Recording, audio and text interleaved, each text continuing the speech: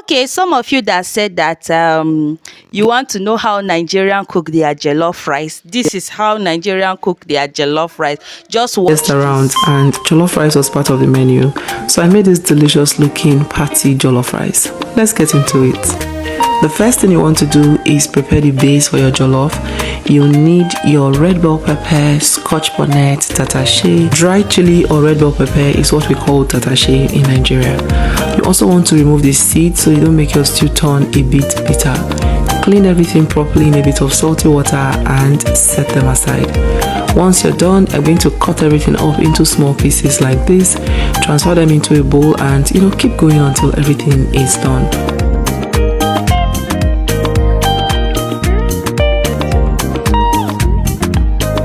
I'm going to transfer the cut up peppers into a pot and season this slightly. I'm going with some curry, thyme, a bit of stock powder, oil, stir well and allow this to cook for about 45 minutes without adding water.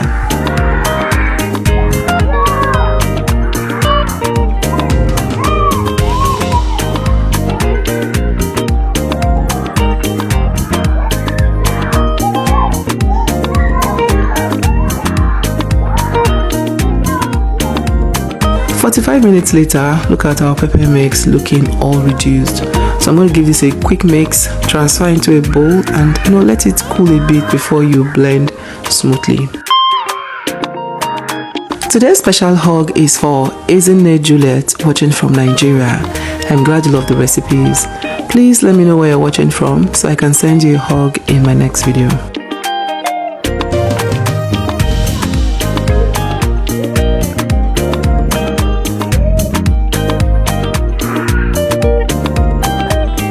Now that is done, I'm going to heat up some oil and then fry some onion for about a minute or two until it turns fragrant.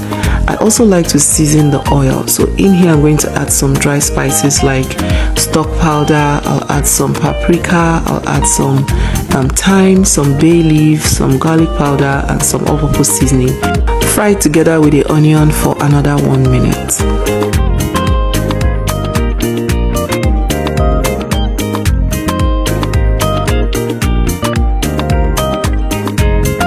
Once it is nice and fragrant, you're going to go in with your tomato paste. Don't worry, I'm going to list everything I used in the comment section. Once you add the tomato paste, turn your heat down. You want to do this on low heat. Keep going until the tomato paste is completely separated from the oil and it begins to taste sweet. That's how you know it is ready.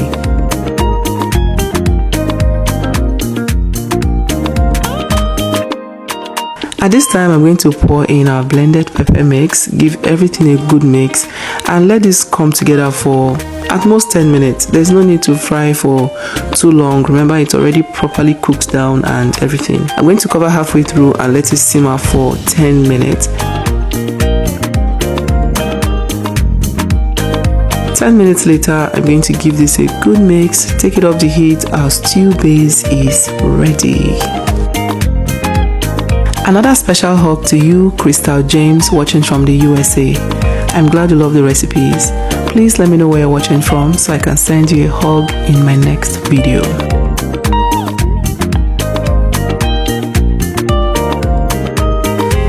Your meat stock is very important when cooking patty jollof, and for this I'm using goat meat. I've seasoned properly. Once it was cooked, I separated it and set the stock aside. Here we have our base and the cooked meat, of course.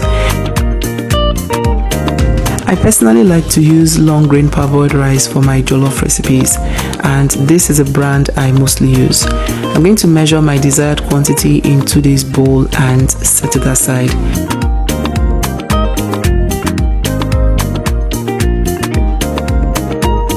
I'm going to fry the meat now. So in a pot, I'm going to heat up some oil.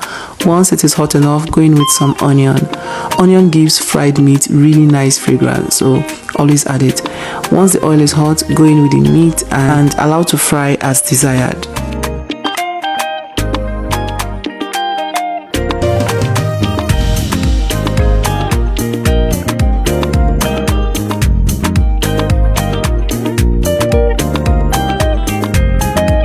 So while the meat is frying, wash the rice. In a big bowl, add the rice, add some warm water, salt, and begin to wash this until the water runs clear. So you want to keep doing this, changing the water with intervals until you see that the water is no longer looking starchy.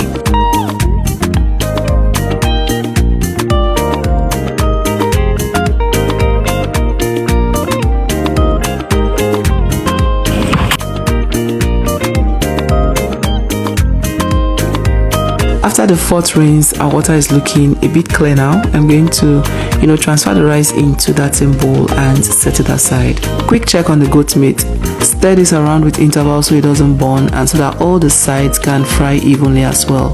Once it is dry to your desired texture, scoop it out.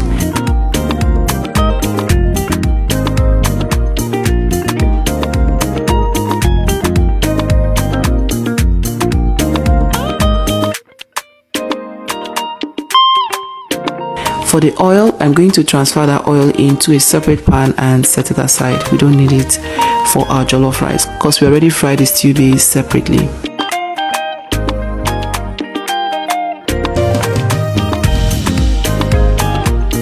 Now once you empty the oil, transfer the fried stew base into the pot, and from this point you can just go in with your already washed rice. Add your meat stock and stir everything well to combine.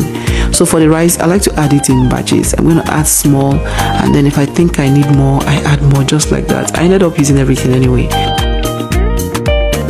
So now I'm going to go in with the meat stock. This is our goat stock that I told you to save earlier. Add it in there. If you think you need a bit more water, the goal is for the liquid and the rice to be at the same level or just a little bit above the rice. Now to this, I'm going to add some all-purpose seasoning and some white pepper. Give everything a good mix. Cover and let this cook for about 10 minutes undisturbed on medium-low heat.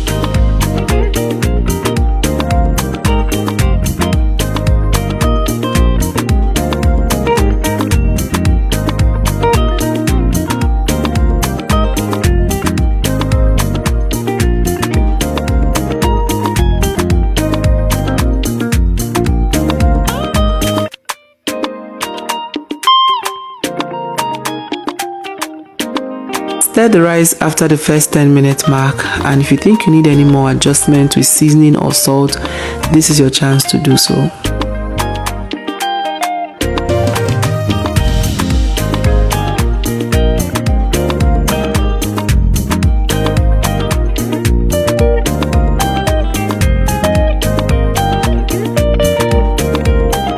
From this point, I like to cover the rice with some foil paper to help trap the steam.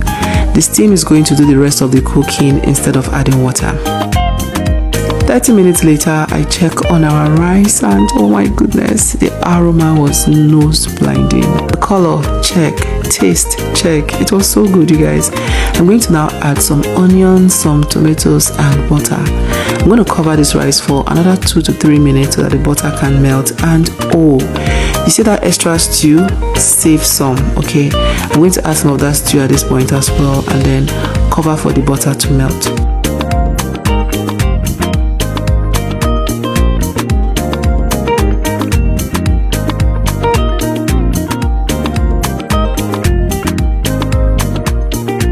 So I checked after about 5 minutes. The butter is now melted. I'm going to stir everything well to combine, and you guys, our jollof rice is ready. You can have this with coleslaw, with plantain, or by itself. It is so delicious. If you watch up until this point, put your plate in the comment section so I can dish your own.